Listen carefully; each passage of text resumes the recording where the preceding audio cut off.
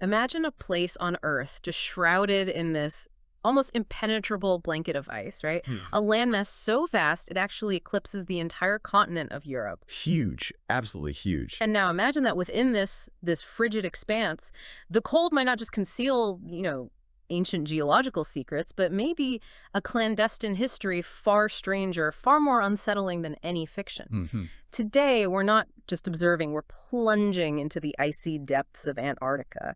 It's a continent that, back in the mid-20th century, surprisingly became a kind of secret focal point for the Third Reich's most audacious claims. Right, their territorial ambitions down south. And it also served as the backdrop, the mysterious backdrop, for this massive yet strangely cut short U.S. military expedition led by the famous Admiral Richard Byrd. Operation Highjump, yeah, that's a big one. So our journey through these sources today will navigate, well, the treacherous waters of wartime propaganda, the whispers of hidden, maybe paradigm-shifting technology, and these baffling encounters that just stubbornly defy easy explanation. And you've given us an incredibly rich and frankly often perplexing stack of sources for this deep dive. They are absolutely brimming with intriguing details, tantalizing possibilities. Yeah, there's a lot here. There really is. And as always, our mission is to meticulously extract the most important nuggets of knowledge, the key insights from all this material. We'll try to connect the seemingly disparate dots, not to confirm any single narrative definitively, but to give you a clear, maybe more nuanced picture of what really might have been going on in the frosty, secretive reaches of the South Pole. Okay, let's unpack this then. Our journey, it starts not with the big dramatic climax, but maybe with the quieter, more methodical origins of Germany's pre-war interest in Antarctica. Right, before everything kicked off globally. Exactly. This continent, like you said, it's colossal dwarfs Europe, yet it somehow became an unexpected object of the Third Reich's expansionist claims during World War II, specifically for a territory they ambitiously named Neuschwabia? Neuschwabenland. Neuschwabenland, yeah. It seems almost counterintuitive, doesn't it? To invest so heavily in such a remote, inhospitable place right before a global war. It absolutely does, on the surface anyway. But what's really striking here is the sheer scale of their commitment. Germany wasn't just, idly thinking about this frozen continent. No. No, our sources reveal they actually allocated significant funds for Antarctic research even before the war had officially started. Really? Before 39? Yeah. This wasn't some casual academic curiosity. It was a deeply resourced, strategically driven effort. The level of investment really speaks volumes about the perceived long-term value, or maybe the hidden potential they saw in this land. That's a crucial point. And it wasn't just one trip either. We see evidence of 3 dedicated scientific expeditions they organized, with the 1939 one being particularly significant. The Swabia project. Right, part of the Swabia project. It set off from Hamburg in December 1938. Staffed with experienced polar explorers, the kind of people you'd expect. But here's where it gets interesting, a subtle twist. They included an ideological supervisor. Yes. The party watching over things. What does that detail tell us about the real, maybe underlying objectives of this supposedly scientific mission? Well, the presence of an ideological supervisor, basically a Nazi party rep, on a so-called scientific trip. Yeah. That's a classic telltale sign of how that regime worked. It just underscores how totalitarian states often intertwine or, frankly, corrupt pure scientific pursuits with their bigger political and ideological agendas. Science in that context wasn't just about discovery for its own sake. No, it was a tool. Exactly, a tool for legitimizing claims, maybe gathering strategic intelligence, or even, as we'll probably get into, pursuing more esoteric goals. The expedition had 2 seaplanes, the Wall and the Swabia, which were vital for aerial surveys, and they got to Antarctica on January 19th, 1939. And once they got there, they weren't just sightseeing. Our sources say they conducted systematic aerial mapping over this enormous area, 600,000 square kilometers, focused on the sector from 13 degrees west to 22 east longitude. Just massive. To put that in perspective, that's bigger than France and Spain put together. And to really hammer home their claims, they meticulously dropped these directional flags, Third Reich flags, every 25 to 30 kilometers across this huge expanse, basically peppering the landscape with their markers. Their thoroughness was, quite remarkable. They further documented nearly 360,000 square kilometers with over 11,000 aerial photos. 11,000? Yeah. This wasn't just exploration. It was incredibly precise, almost obsessive, this effort to survey and lay what they saw as an undeniable claim to the territory. And during this mapping, they made a really fascinating discovery, the Schermacher Oasis, The Oasis, what was that? an unusual ice-free area, Hmm. which, finding a large, relatively warm, exposed bit of land amidst all that ice, that's inherently interesting and would definitely have caught their attention. Absolutely. So while the expedition was presented outwardly as scientific, exploratory, the ideological oversight, the aggressive mapping and claiming, Hmm. it was undeniable. It fits perfectly with the expansionist authoritarian methods of the Third Reich. Textbook. Yet, despite this really audacious assertion of sovereignty, it's important to remember no other country ever officially recognized Germany's claims to New Swabia. Right. It never stuck internationally. The name did appear on some Antarctic maps, sure, as a geographical designation, kind of a nod to their detailed mapping, maybe. But the international community pretty much dismissed their territorial ambitions. It really highlights the huge gap between Nazi ambition and, well, international reality, at least on the surface. It does, and this kind of leads us into an even deeper, more complex layer of the Third Reich's motivations for this intense, almost fanatical interest in a remote, frozen continent. Okay. This brings us to the Ahnenerbe Society, and it's truly fascinating, if pretty unsettling, occult connection. Yeah, the honor pig. The Third Reich, maybe more than any other modern totalitarian regime, had this profound fascination with occultism, with esoteric knowledge. This isn't totally unique among such regimes. They often seek not just earthly power, but also mystical or hidden advantages, believing in secret wisdom that could grant them, like, unparalleled dominance. And the Ahnenerbe, officially set up in 1935, this mysterious SS organization blessed directly by both Himmler and Hitler themselves. Ostensibly, its purpose was studying the historical roots of the German nation. The name means ancestral heritage, right? That's the official line. But our sources suggest its true purpose was way more ambitious and, frankly, kind of chilling. What was their real mission? Indeed. Nazi leaders understood, maybe realistically, that they couldn't win future wars based purely on conventional army size or traditional military power alone. They needed something else. They sought something beyond that, what they actually termed qualitative superiority.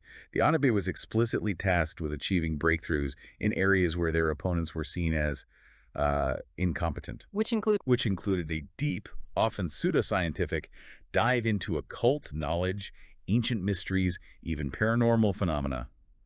They were essentially looking for an edge that went beyond traditional warfare and empirical science, believing in some hidden knowledge that could turn the tide. So it wasn't just about better tanks or faster planes. They were looking for a kind of technomagical warfare. It genuinely sounds like something straight out of, I don't know, some fantasy novel. It does have that feel, absolutely.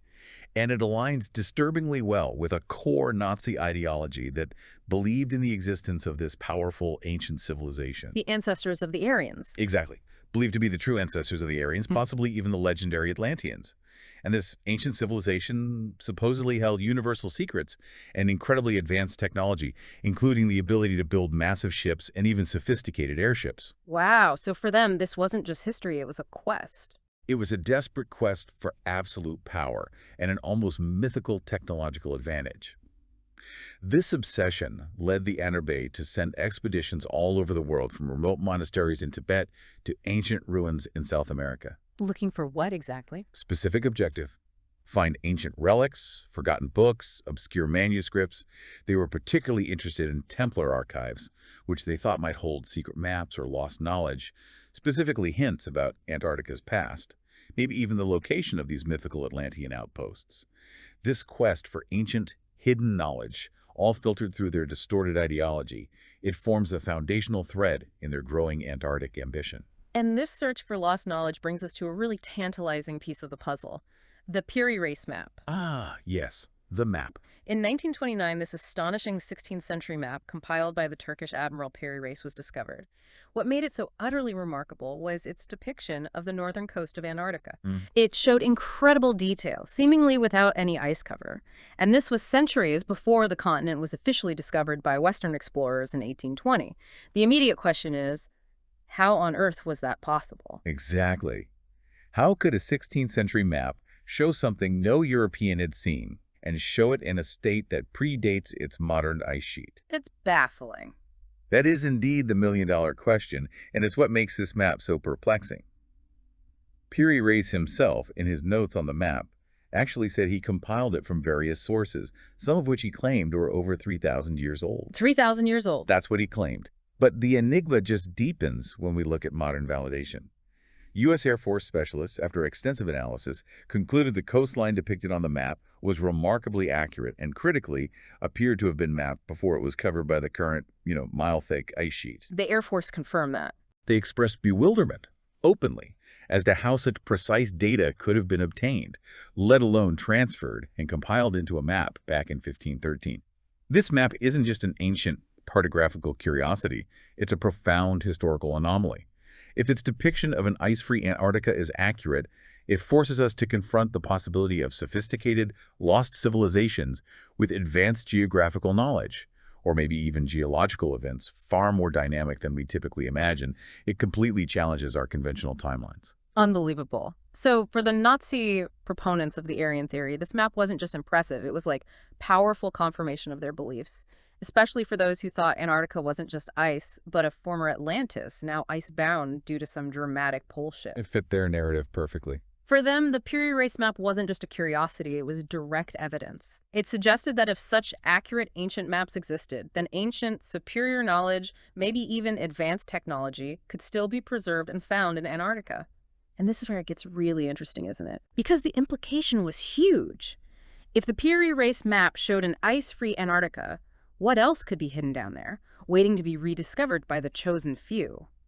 This quest for ancient knowledge and hidden power, it really seems to be a foundational thread in their whole Antarctic ambition. Definitely. Now, shifting from those esoteric claims and ancient maps of the Third Reich, our sources pull us into another fascinating and equally mysterious chapter, this time involving a really famous American polar explorer, Admiral Richard Byrd, and his quite unsettling experiences. Admiral Byrd, right. He wasn't new to strange encounters, was he? No, Byrd himself had a history of encountering the unexplained. Back in 1926, for instance, he made his pioneering flights over the Arctic. And he reportedly radioed back to base information not just about uncharted territories, but even about primitive people living in these unknown lands. Primitive people in uncharted Arctic lands. Wow. And what happened after he made reports like that? Well, according to our sources, to prevent widespread public attention and maybe contain the implications of his discoveries, he was swiftly and rather conveniently declared mentally ill. Mentally ill. Just like that. Just like that. And his startling reports were suppressed. It starts to sound like a disturbing pattern, doesn't it? It really does. Anyone bringing back information that profoundly challenges the established narrative or hints at something beyond our current understanding seems to get, well, sidelined. Or worse, discredited. That's a crucial observation, and it certainly sets a curious precedent for what would come later with Operation Highjump. Okay, Highjump, 1946. Officially, this was presented as this massive U.S. military intervention, launched in '46, supposedly as a training mission for Americans operating in difficult polar terrain. However, the sheer scale and the composition of this so-called training exercise immediately raised some serious eyebrows. Absolutely. We're not talking about a few scientists and a supply ship here. We're talking about a formidable naval task force. At least 14 ships, including a full-blown aircraft carrier, the USS Philippine Sea. The Philippine Sea, yeah. 12 surface ships, a submarine, over 20 planes and helicopters, and a staggering contingent of about 4,000 personnel. Officers, scientists, civilians. 1,000 people. Task Force 68, as it was called, reached the coasts of Neuschwabia in January 1947 and divided into 3 teams for, comprehensive exploration. This wasn't a small recon mission. This was basically a small army, fully equipped for a major engagement. Yet, despite this overwhelming scale and meticulous planning, the expedition, which was originally planned for 6 months, 6 months, right, was abruptly terminated after just 2 months. By late February 1947, officially, the reason given was the unexpectedly early onset of the harsh Antarctic winter. Always the weather. Always the weather. Yeah. Official reports also cited surprisingly minimal losses. 3 crew members tragically died in a seaplane crash on December 30th, and 1 sailor died during cargo unloading. That's it. That's all they admitted. That's all. Absolutely no mention of other casualties, sunken ships, or any kind of combat. And interestingly, a destroyer named the Murdoch, which later accounts suggest was involved in some kind of mysterious incident, wasn't even on the official list of participating ships. The Murdoch wasn't listed. Huh. That discrepancy alone suggests the official story might be incomplete. or deliberately misleading. And this is precisely where the alleged true story of Operation Highjump, according to these fascinating and sometimes deeply unsettling sources, begins to diverge dramatically from Yeah. that neat official narrative. Okay, so what's the unofficial story? The unofficial purpose, it's claimed, was far more dramatic and urgent: to locate and utterly destroy a rumored Nazi base, identified as Base 211, or sometimes chillingly called New Berlin, supposedly hidden deep within Neuschwabenland. Destroy a Nazi base. So a combat mission, not training. That's the claim. A far more aggressive covert mission than simply training. And this is where Admiral Byrd's supposed logbook comes in. Exactly. Dated February 19th, 1947. It enters the picture as this truly remarkable, if unofficial, document. An alleged excerpt describes him flying deep over mountains, only to discover this vast green valley. Green in Antarctica. Green, where large animals resembling mammoths roamed freely despite the external temperature being a balmy 24 degrees Celsius. 24 Celsius, that's 75 Fahrenheit. In Antarctica. That's not just anomalous, that's almost tropical. It completely changes our understanding of the continent. It defies all conventional geography. Then, according to this logbook, he supposedly saw what looked like a sprawling city. A city? His aircraft instruments suddenly failed completely, and he observed strange flying machines on both sides of his plane, accompanying him in silence. Wow. And the losses during this operation, the official report mentioned only a few accidents. Right, but the unofficial accounts, Byrd purportedly lost a staggering 100 soldiers. 400. 100. Accounts in our sources mention unidentified submarine units that they lost contact with after sending smaller boats to investigate, boats that never returned. A ground team also reported seeing an unidentified flying object take off from the ice, and then they subsequently vanished after their last cryptic report about strange tunnels in the ice. Tunnels in the ice. It sounds like not just an encounter, but maybe an ambush. Or a series of devastating one-sided fights. It paints a very different picture. And the narrative continues with an even more profound and, frankly, bizarre turn. Byrd's alleged underworld encounter. Underworld. Following the mysterious takeover of his plane, he supposedly met with these tall, imposing beings who led him to their master within an elaborate underground dwelling. A secret world inhabited by beings referred to as Aryans. Aryans underground. And what was the message from this master? Our sources claim it was a chilling, direct warning to humanity against the continued use of the atomic bomb. A warning about nukes. Yes. The master allegedly stated that since its first devastating use, these Aryans had been observing human activities on the surface with growing concern. They had, in fact, sent Flugelrat, fascinating German term, wing council, referring to these special flying vehicles. Flugelrat. Like flying discs. Presumably. Yeah. Sent them to attempt contact, but these vehicles were met with hostility and fired upon. The master reportedly went on to describe human civilization as being, get this, 1,000 years technologically behind their own. 1,000 years. And added that certain factions within humanity would prefer to destroy the world rather than surrender power. It's a message that has this sense of a superior, maybe detached intelligence watching us. That specific theory, the warning about nukes, it aligns quite neatly, you have to admit, with numerous contemporary claims about UFOs showing a particular interest in nuclear sites, nuclear warheads. The convergence is notable. And allegedly attempting contact with humans about atomic weapons, basically to warn against global destruction. It's compelling how these narratives seem to overlap. It is. After the operation, Admiral Byrd reportedly testified in a top-secret session at the Pentagon. The entire conversation was supposedly recorded, and he was questioned intensely by top security forces. Also reportedly had a direct meeting with the U.S. president. Okay, so he reported all this at the highest levels, and then what? And then, in a chillingly familiar twist, following these extraordinary revelations, he was ordered to remain absolutely silent for the good of humanity. Silenced. Again. And remained under continuous U.S. national security surveillance. The results of this incredibly sensitive investigation were predictably classified.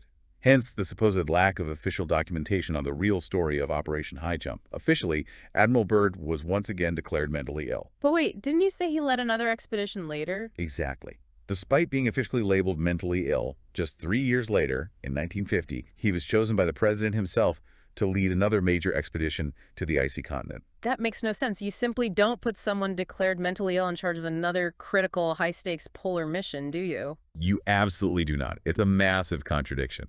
This paradox itself speaks volumes about the suppression of information, doesn't it? It really does. Suggests the official narrative was, yeah, incomplete at best, maybe a deliberate cover-up. It's also worth noting that during that later expedition, several Chilean participants on the trip reportedly observed disc and cigar-shaped flying objects in the sky, So the sightings continued. continuing the consistent pattern of unexplained aerial phenomena around the continent, suggesting a persistent presence, whatever it might be. This brings us to a key figure in the alleged Nazi escape narrative, someone intimately connected to the Third Reich's naval power, Grand Admiral Karl Dönitz. Dönitz, right, commander of the U-boats. And after Hitler's presumed death in 1945, Dönitz, commander of all remaining German naval assets, including their formidable U-boat fleet, shockingly assumed leadership of Nazi Germany. For what, a few weeks? So he was Hitler's chosen successor right at the very end. Our sources portray him as the ideal person, strategically positioned, to orchestrate a tactical escape for the German Nazis. Right, not surrender, but escape. The objective wasn't surrender, but ensuring their research, their ideology, wouldn't be lost in defeat, enabling the eventual emergence of a Fourth Reich. It was less about martyrdom in Berlin, more about preservation, continuing the ideology and its science through other hidden means. Precisely. While many high-ranking Nazis chose to stay, face death or capture, seeing it as some kind of heroic martyrdom, others, allegedly knowing a much larger plan was already underway, sought escape to preserve what they considered the seeds of the Fourth German Reich. And Dönitz's navy still had power. Oh, yeah. It still commanded the largest U-boat fleet in the Atlantic, and the Kriegsmarine was reportedly poised and ready to continue fighting from its bases in Norway. This was a significant force, not easily dismissed or captured, representing a vital asset for any escape plan. And the capabilities of these new U-boats were absolute game changers, weren't they? Dönitz really emphasized the potential of the new Type XII submarines. The Electroboot, revolutionary tech. Thanks to innovations like the snorkel, these U-boats could stay submerged for entire journeys, crossing vast oceans totally undetected. This vastly increased the chances of elements of the Nazi war machine people, equipment, documents escaping, evading detection across huge distances. It offered a lifeline older U-boats just couldn't. Absolutely. Hitler himself was reportedly captivated by these new U-boat capabilities, their potential to maybe turn the tide in the Atlantic War. He consulted Dönitz almost daily in 1945, even as the Allies closed in. They really pinned their hopes on them. The belief was so strong that even as Russian troops were literally entering Berlin in May 1945, Goebbels, Hitler's propaganda guy, spoke of great hope regarding these new U-boats, expecting much better results from them. It speaks volumes about the desperate, maybe delusional hopes placed on this tech as a means of escape or continued clandestine resistance, a final card to play. But here's the kicker, and it's a huge mystery. Our sources state that over 100 Nazi U-boats reportedly vanished without a trace after the war, never listed as destroyed or captured. Over 100, just gone. Where did they go? And in 1945, adding to the intrigue, the crews of 2 U-boats, alleged to be Hitler's personal submarines, unexpectedly surrendered to Argentinian authorities. Argentina, yeah. A known haven. These vessels reportedly carried not just Hitler's personal belongings, but also individuals described as people who knew too much and were notably unwilling to speak. It's incredibly hard not to wonder what secrets, what parts of a larger plan they were protecting. Indeed. This leads us directly to the concept of Shangri-La Fortress and these supposed secret bases. Dönitz himself, in some rather cryptic remarks, allegedly stated that German submariners had built an inaccessible fortress for the Führer at the other end of the world. The other end of the world, Antarctica. Seems the likely candidate. Further back in 1943, he declared that the Kriegsmarine could be proud that Hitler had created an impregnable fortress on another part of the world. These aren't just casual remarks. They hint at a specific hidden strategic asset. And these tantalizing statements are linked directly to the theory that a massive Nazi base, codenamed Base 211, or sometimes called New Berlin, actually existed in New Swabia, deep within Antarctica. Base 211, New Berlin. Yeah. This base supposedly served as this inviolable haven for secret projects and the most elite, ideologically committed Nazis. It's a truly audacious claim, isn't it? An entire hidden fortress, self-sufficient, operational, in the most desolate place on Earth. It is audacious, and the details trying to support its plausibility are crucial. There's a German writer, Hans Herbiger, who claimed to have heard directly from an SS scientist who supposedly lived at Base 211. Lived there? Wow. What did he say? This scientist alleged that extensive exploration began after they discovered warm lakes and substantial ice-free areas near the Amundsen Sea. He specifically talked about oceanic regions within Antarctica having distinctly warmer water, suggesting geothermal heat from beneath the landmass. Geothermal heat. That's the key, isn't it? That is the absolutely crucial detail that would make such an underground base even remotely plausible for long-term living and operating in an otherwise frozen wasteland. Without a natural heat source, the logistical challenges would just be insurmountable. Right, because otherwise, how would they survive? How would they power anything? So, based on these accounts, Hitler, influenced by these highly speculative but compelling reports, ordered the construction of this extensive underground complex, a network of secret cities hidden deep beneath the Antarctic ice. That's the story. And the logistics of getting everything there, U-boats supposedly transported not just people, but heavy weapons, equipment, food, medicine, even railway tracks and wagons to New Swabia. Railway tracks by U-boat. That's what the sources claim. And they supposedly returned with rare metals extracted from Ellsworth land. The scale of this alleged clandestine operation is truly astounding, if true. It would require incredible organization and resources, especially during the chaos of wartime. According to this theory, Base 211 wasn't just a plan. It was inhabited and operational by 1942, mainly by SS researchers, but also, disturbingly, by prisoners of war, none of whom reportedly ever returned. Chilling. And it's claimed that Dönitz himself was the only person with precise, comprehensive knowledge of all German U-boat locations, including the new powerful Type Xi subs, and crucially, the exact location of Base 211, along with detailed manifests of all the Third Reich relics and personnel transported there. So he held all the cards. This level of unique, sensitive knowledge would make him an incredibly valuable bargaining chip to the Allies after the war, which might explain a lot about what happened next. And this brings us to one of the most controversial outcomes of the Nuremberg trials, Dönitz's remarkably lenient sentence. 10 years for the head of the U-boat fleet and Hitler's successor. Despite being a proven war criminal, he wasn't condemned to death, got only 10 years in Spandau prison. This outcome has fueled countless theories, historical debates, raises fundamental questions about his post-war cooperation. It certainly has, especially when you consider his unwavering ideology. In February 1944, Dönitz issued this directive, ordering his naval officers not just to accept, but to fully embrace Nazi ideology, explicitly stating that being apolitical is pure nonsense. He wasn't exactly hiding his beliefs. Not at all. This shows a deep-seated adherence to the regime, making his light sentence even more puzzling.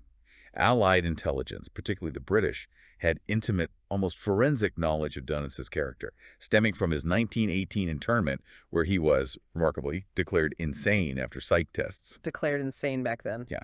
This background suggests the Allies understood his psychological vulnerabilities, maybe how to exploit them. So essentially, they knew exactly how to play him. The prevailing theory suggests his sudden, rather uncharacteristic surrender after initially threatening continued.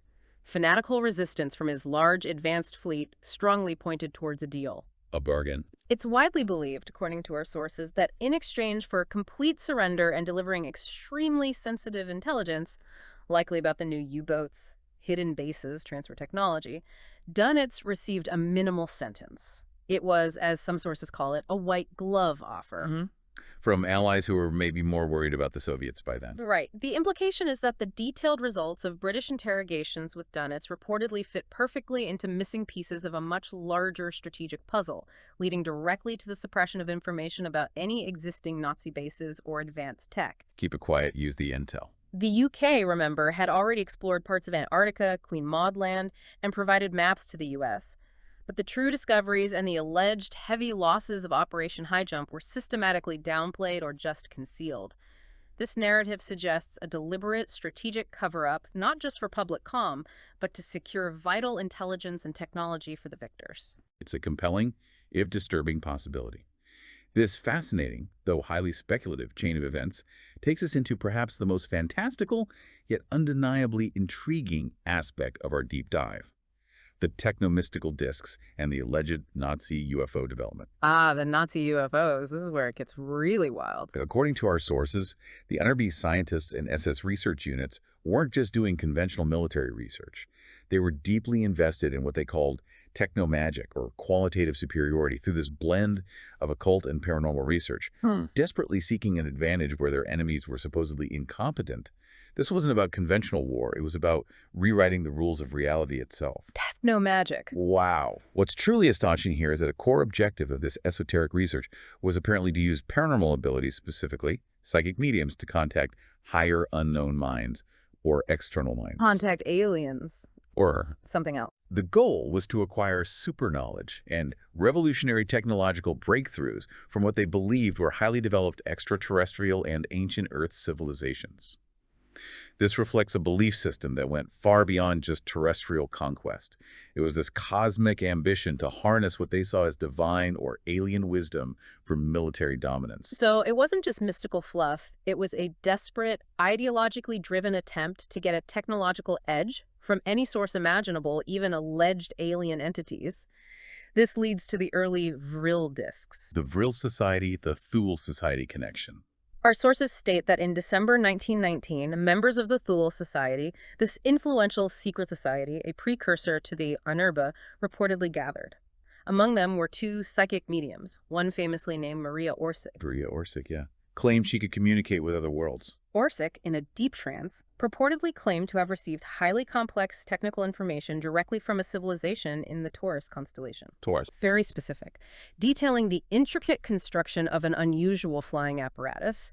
What made this craft revolutionary was its alleged capability of altering the flow of time around it, implying a step towards a functional time machine. A time machine in 1919, okay? This is where mystical claims link directly to the most improbable tech aspirations. And it wasn't just theoretical chatter. The sources bring in the famous Austrian inventor, Victor Schauberger. Schauberger, yes, known for his radical implosion technology. Right, focusing on inward spiraling forces in nature to generate energy. His legendary explosive engine reportedly used only air and water to generate light, heat, motion, bypassing conventional fuel entirely. Schauberger was supposedly involved in translating these otherworldly concepts received via Orsic into actual engineering designs. From psychic channeling to blueprints. By 1922, the first model was allegedly built. It featured 3 parallel discs, lower and upper ones rotating in opposite directions to create a powerful field, an anti-gravity effect. It reportedly could not only levitate, but also manipulate the structure of spacetime around it, becoming a prototype for future non-classical flying discs. The idea of a 1920s prototype levitating and warping spacetime is just mind-boggling. It really is. This model and its later versions became known as Vril discs. By 1939, a fully functional prototype of the Vril disc, powered by Schauberger's unique engine, reportedly took to the air. Rare, tantalizing photos exist, allegedly showing this craft in winter camouflage, hovering eerily above the snow. You can find those online, supposedly. Supposedly. But despite these early alleged successes, the development process was slow, hampered maybe by the sheer complexity and the unconventional nature of the tech. But they kept pushing, didn't they? By late 1942, a lightly armed Vril 1 Jaeger flying disc, 11.5 meters diameter, was allegedly airborne. Some sources claim as many as 17 were built by the war's end. 17. Suggests maybe limited operational use. Observation craft, perhaps. Maybe. And then there's the even more advanced Ahnenerbe series. Discovered blueprints and photos show these discs allegedly use revolutionary alternative energy sources, like Hans Kohler's converter. Kohler's converter, what was that supposed to do? Claimed to tap into atmospheric or free energy, basically generating its own power, independent of traditional fuels, an almost unimaginable leap for that era. These designs were reportedly so advanced they were even planned for space travel. Space travel in the 40s, using free energy disks. That's the claim.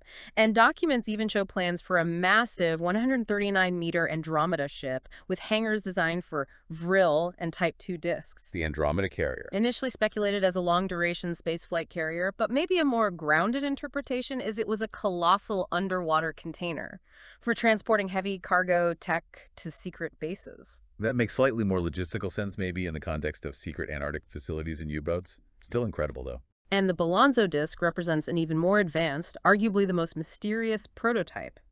Tested near Prague, February 19, 1945.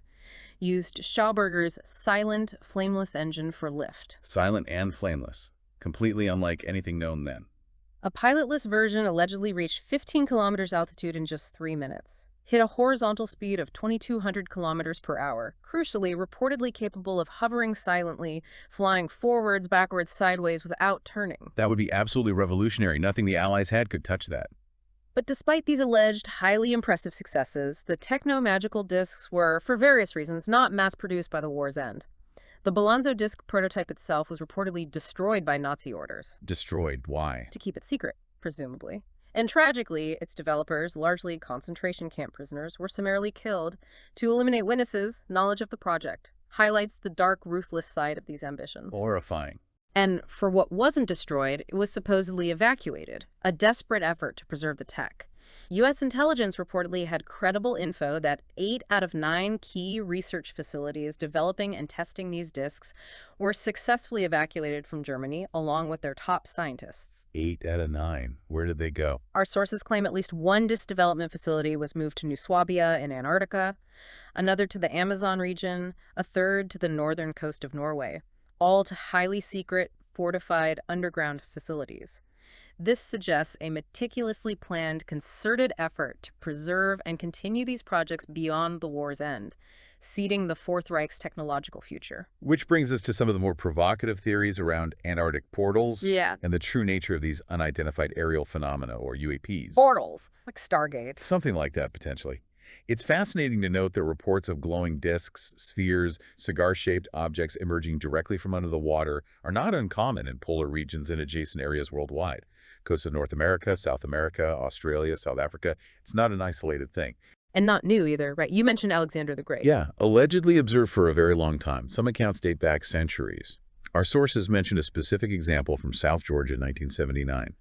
Fishermen observed and photographed an object emerging from underwater, which then hovered steadily despite strong winds, defying the elements. Wow. Earlier, 1976, researchers detected 6 spherical objects spiraling directly from space into Antarctica, only to mysteriously disappear from their screens. These aren't just one-off sightings, but a pattern over time and space. So if we revisit that alleged attack on Operation Highjump, the pilot, John Searson, described flying saucers bursting from the water like crazy, moving incredibly fast between ships. Ripping antennas off with their wake, supposedly. Yeah. This raises that crucial question again. If these attacking saucers in 1947 weren't German, then who or what were they? Searson claimed 2 U.S. fighters were hit by unknown rays from the saucers and plunged into the sea. This brings the chilling possibility of a non-human, or at least a highly advanced non-Nazi, intelligence into play, one with a vested interest in that region. It's a truly mind-bending thought. Forces us to consider possibilities far beyond conventional terrestrial conflicts, and it leads directly to the more speculative yet incredibly compelling Antarctic portal hypothesis. Okay, tell me about the portals. Our sources delve into the work of the prominent American astrophysicist Kip Thorne. His research in the late 80s on time travel and wormhole transitions. The theoretical idea that black holes near Earth could manifest as wormhole transitions. Wormholes, right. Tunnels through space-time. Exactly. These theoretical wormholes are believed to potentially allow for instantaneous intergalactic travel, connecting vastly distant points in the cosmos. Purely theoretical, though, right? Largely, yes. But Thorne, building on these frameworks, actually concluded that an entrance to a specific wormhole tunnel leading directly to the Vega star system 25 light-years away is potentially located near Earth. Near Earth? Where? He didn't pinpoint it exactly, but the theory brings abstract physics into a very specific, unsettling terrestrial context, suggesting a gateway to distant stars might be much closer than we think. And here's where it gets even more speculative, linking this theoretical science to real-world, highly secretive facilities, the HARP complex in Alaska. HARP, right. Officially for studying the ionosphere missile defense. But widely rumored to be for geophysical, climatic, even psychotronic weapons, a global microwave.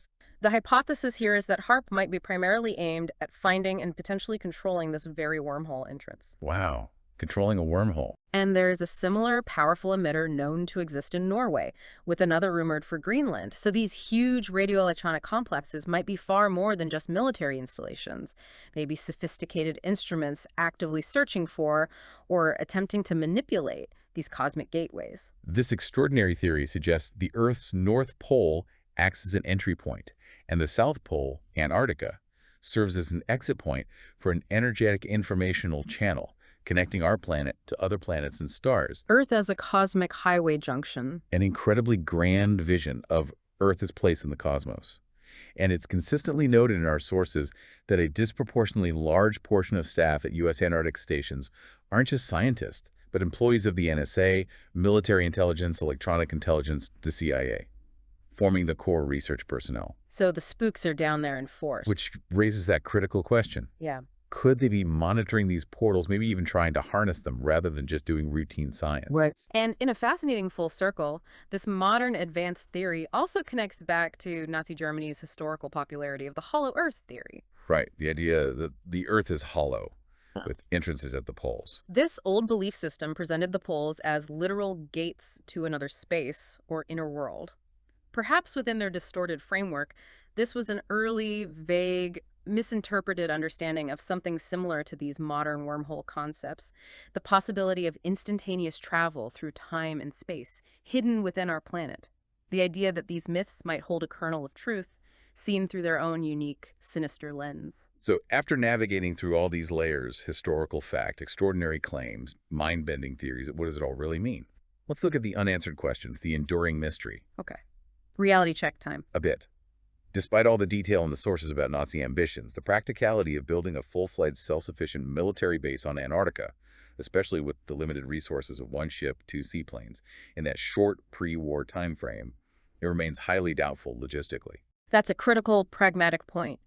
While U-boats could certainly transport people, valuables, maybe facilitate escapes to Argentina, Sure. the idea of them moving entire railway tracks and heavy wagons for an underground city, it faces severe, almost insurmountable skepticism regarding the sheer scale of logistics involved. It's an engineering feat that really strains credulity for that era. And the Dunnits' dramatic claims of an inaccessible fortress. They're conspicuously not supported by any known, verifiable military documents. The concept of underground continents with oceans and an inner sun, accessed only by complex U-boat maneuvers, feels more like fantasy. Perhaps, as our sources suggest, from Hitler's vivid imagination. This leads us to some big contradictions, doesn't it? If the Nazis truly had such astonishingly advanced technology, abundant resources like uranium for atomic weapons and secure remote bases, then why did they lose World War II? This is the fundamental question that undermines the whole premise of their secret tech supremacy. Exactly. If they genuinely had access to uranium, the ability to transfer production, why was an atomic bomb, which Hitler supposedly craved, never realized and deployed, especially when facing defeat? It's perhaps the biggest hole in the Nazi supertech narrative. It is. And the mysterious disappearance of highly skilled Nazi specialists, plus over 100 U-boats, a significant chunk of their fleet, remains completely unexplained by official accounts. This void in documented history is fertile ground for these persistent theories to grow. Beyond the central story of Nazi bases and high-tech escapes, there are other strange, unresolved incidents hinting at deeper mysteries in Antarctica. Post-war, the Soviets also actively collected intel on German U-boat activities, potential migrations to Antarctica. So the Allies shared a common concern about hidden Nazi stuff down there, even if they didn't publicize it. And the mysteries didn't start with the war. In the 70s, a French expedition reportedly sent divers into a glacial area, supposedly discovered a vast system of underground tunnels. Yeah. What happened next is chilling. None of the divers ever returned. Vanished. Just like that. Gone. Later, a Soviet research group near the entrance of what they thought was an underground mine reportedly experienced a violent, unexplained explosion, killed several people, led to the immediate cancellation of their expedition. Wow. These incidents, if true, paint a picture of a place that's not just remote, but maybe actively hostile to human intrusion, or conceals secrets so fiercely guarded they remain lethal. Ultimately, the enduring stories around Nazi Antarctica, the whispers of secret technology, the accounts of unexplained encounters, they continue to profoundly fascinate. They intricately blend verifiable factual expeditions with these tantalizing conspiracy theories, creating a compelling, almost mythical narrative that just persists. It really does stick around. So it leaves us with a truly lingering question, a provocative thought to carry forward. Did the Nazis genuinely discover and attempt to exploit something extraordinarily profound, maybe even extraterrestrial, in a world's iciest, most remote continent? Or do these interwoven, captivating narratives simply highlight humanity's persistent, almost primal quest to find hidden knowledge and perhaps forbidden power in the most desolate and unexplored corners of our world? What stands out to you from this incredibly deep dive into the archives of the Antarctic mystery?